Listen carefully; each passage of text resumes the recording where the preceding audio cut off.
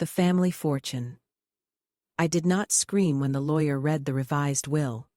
I did not cry. I sat with perfect posture in the leather chair of my father's study, while Damien watched me from across the heavy oak desk. His expression, a careful mask of concern, Mother's signature, shaky and recent, had cut me out completely. The millions that should have been split between us were now funneled into Damien's failing hedge fund, under the gentle excuse of protecting the family legacy from instability. My name was not even mentioned. Only his. "You understand, Soph," he said softly, using the childhood nickname only he was allowed to use. "Mother's been so fragile, we can't risk her being taken advantage of." I met his eyes and offered the smallest, saddest smile. Of course. Grief does strange things to people. Inside, something cold and precise locked into place. I had read enough about revenge to know that anger is loud, expensive, and hands the advantage to the offender, so I gave him exactly what he wanted. A broken, gracious sister, who accepted defeat with dignity. I packed my belongings from the estate without protest. I let him see the slump in my shoulders as I drove away from the only home we had ever known. I even sent flowers to Mother the next week, with a note saying I hoped she found peace. For the next 6 months, I lived as a ghost. A modest apartment in the city, a quiet consulting job that paid just enough. I attended family gatherings when invited. Always polite. Always asking Damien about his work with gentle interest. I listened as he bragged about his engagement to Lila, the beautiful heiress whose family connections could save his fund. I smiled when he described the lavish engagement party they would host at the estate. At night, alone in the dark, I began to plan. Not with fury, but with the steady breath of a hunter. I studied financial law, elder exploitation statutes, and forensic accounting. I reminded myself daily, patience is not weakness. It is the blade kept beneath still water. And for now, the water remained perfectly, deceptively calm.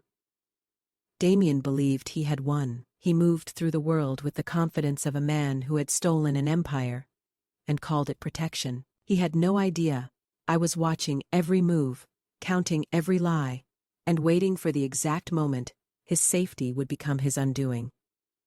Who can you trust? Have you ever had a brother or sister mess with your family's inheritance? Tell us about it in the comments.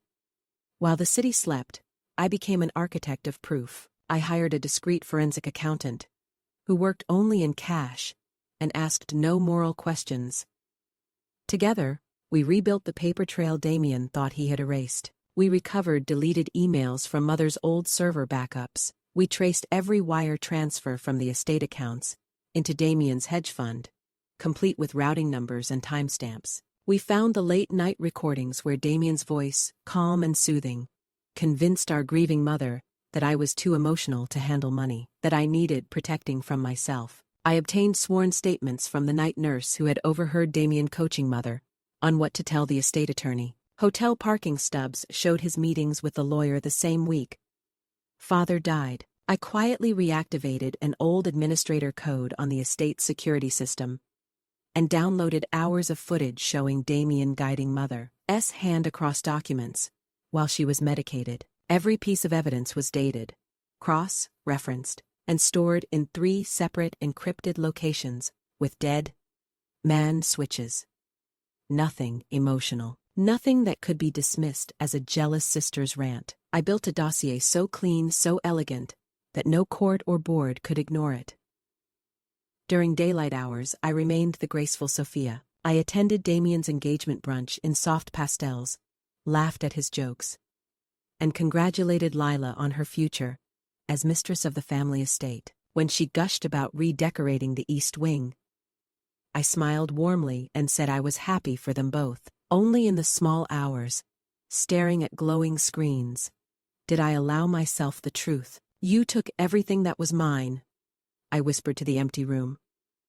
"Now I will take everything that was yours." By the week of the engagement party, my files were complete, a cold, irrefutable masterpiece of quiet justice. Damien continued planning his celebration, unaware that the walls of his new kingdom were already wired with explosives. I had placed myself The night of the engagement party arrived like a perfectly set stage. The family estate glowed under crystal chandeliers and floating lanterns. 300 guests in designer gowns and tailored suits drank vintage champagne on the terrace, where Damien and I once chased fireflies as children. At 8:45 p.m., as Damien raised his glass to toast family, legacy, and new beginnings, my coordinated strike began. Physical binders arrived at the home of Mother's private nurse and the estate attorney. Digital packets landed simultaneously in the inboxes of the hedge fund's compliance board, the IRS whistleblower portal, every major family investor, and Lila's father, whose banking empire maintained strict moral clauses in all partnerships. A sealed report went to the State Bar Association, detailing the estate lawyer's clear violations of elder law protocols. I watched it unfold from my quiet apartment through the estate's security feed. I had never surrendered. Within 40 minutes, the first phones began ringing. By 10 o'clock the string quartet had fallen silent. Guests clustered in shocked groups, whispering as they checked their own messages. Servers paused with trays of untouched canapés. On the camera, Damien's face moved through stages of disbelief.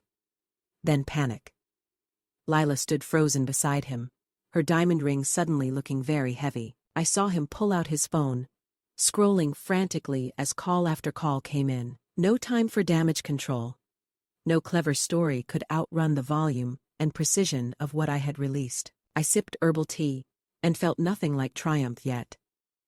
Only the deep, icy satisfaction of a plan executed at the exact moment he felt safest. The empire he built on my erasure was collapsing in real time, and he still did not know the final blow was coming. At 11:07 p.m., the final piece arrived. A single cream-colored envelope was placed on the antique desk in Father's old study by a courier who vanished into the night. Inside lay one heavy sheet of paper and a small flash drive. The note was written in my careful, elegant handwriting.